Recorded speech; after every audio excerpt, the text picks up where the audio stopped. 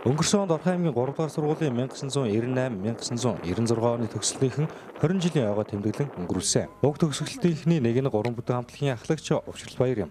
Тиймээс төгсөлтийнхээ баяраар Баян өндөр сумдаа бүтээн байгуулалт болох үс ажлыг хийхийг санаачлаа эхлүүлсэн байна. Энэхүү ажлын хүрээнд 1998 оны 3 дугаар сургуулийн төгсөлтөгч нар Баян өндөр сумын бүрэн бүстэд мод тарих ажлыг эхлүүллээ.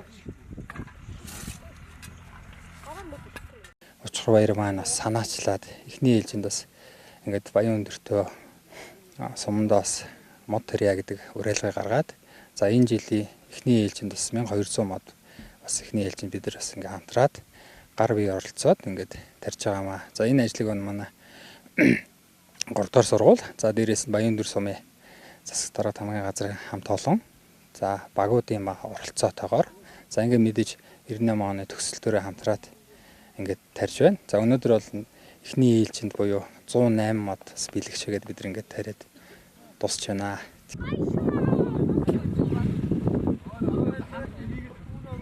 Баян өндөр сумын бүрэн бүстэнд чигшилт ихтэй онцлогтой тул 3 настай шинс модыг тарихаар болсон байна. Нийлх шинс мод нь байгалийн чигшилтэй газар хурдан эрүүл ургадаг онцлогтой аж. Мөн тарьсан модны арчилгааг 1998 оны төгсөлтийн анги ангаараа хуваар гарган ирж устдаж тортохоор болжээ.